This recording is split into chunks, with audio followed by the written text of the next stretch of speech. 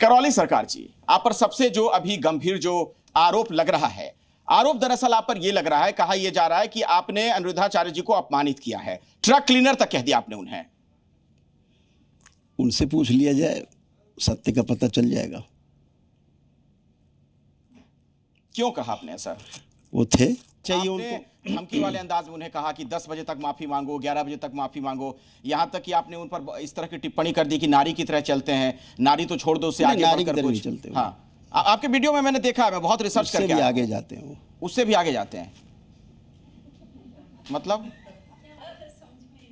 भाई समझदार लोग बैठे हैं, क्या कहना उनका है वो अपने को नारायण की तरह वो प्रस्तुत करते हैं और क्या। नहीं तो आप क्या कहना चाह रहे हैं? बोला तो मैंने कि अपने को नारायण की तरह प्रस्तुत करते हैं, वो नर नारी दोनों से आगे। उनके दरबार में ये कहा गया, आपके दरबार के लिए वहां पे एक दंपत्ति पहुंची, आपने भी उस पर एक अपना पूरा वृत्तांत जारी किया है, एक वीडियो जारी किया है, जिसमें कहा गया कि वहां पर उन्हें लूटा गया, उस दंपत्ति को आपके दरबार में, उनकी पैसे उनसे लिए गए, और यही नहीं, कान की कुंडली तक छीन ली गई। यही तो मैंने इसीलिए कहा ना, ट्रक क्लीनर की भाषा ये एक अच्छे व्यक्ति की भाषा नहीं है। दूसरा, हमारे दरबार में जो गरीब लोग जाते हैं, जो कष्टों से समस्याओं से पीड़ित होते हैं, उनका पूरा निःशुल्क ही सारा वैदिक प्रक्रिया कराई जाती है। अच्छा, बिल्कुल कॉर्पोरेट वाले अंदाज में आपने। कॉर्पोरेट नहीं, एकदम ट्रांसपेरेंसी है। कॉर्पोरेट में तो छुपा रहता है, हिडन रहता है। हाँ। दरबार में ट्रांसपेरेंसी है, पहली बात। दूसरी बात, हमारे सामने कभी कोई ऐसे लोग भी खड़े होते हैं प्रक्रिया करके जो बहुत गरीब होते हैं, दिख जाता है कि गरीब है, तो दरबार तुरंत कहता है कि इनके पैसे वापस करा दिए जाए, ये इस लायक नहीं कि इतना पैसा खर्च करके और ये प्रक्रिया करें। सभी लोग दरबार आएँ, हम सभी के रहने का, स्वागत का अतिथि की तरह करेंगे जो हमसे हो पड़ेगा, और सब देखें प्रक्रिया को, क्योंकि पहली बार ऐसा हो रहा है। कुछ अनुसंधान है, मेरा 40 वर्षों का अनुसंधान है। अच्छा।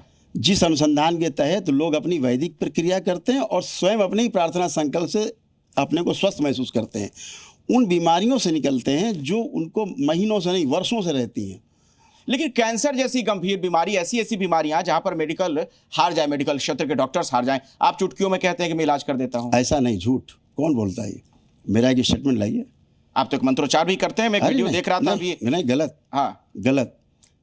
ये दरबार के हमारे जो ब्राह्मण देवता हैं वो वैदिक प्रक्रिया कराते हैं। प्रातःकाल शुरू होती, रात तक चलती, वही कराते हैं सारे अनुष्ठान जी।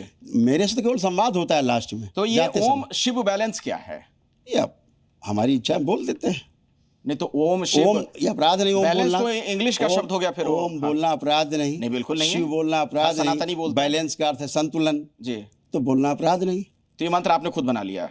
ओम शिव बैलेंस बना ही हुआ है, आपकी इच्छा है। ओम नमः शिवाय, चूंकि मैंने सुना इसलिए मैं पूछ रहा हूं। शब्दों का मामला नहीं है, भाव का मामला है। जैसे अनिरुद्धाचार्य जी कहते हैं ना कि हमारे गांव में ऐसे बोला जाता है, तो शब्द तो ठीक है, लेकिन भावार्थ उसका गड़बड़ है।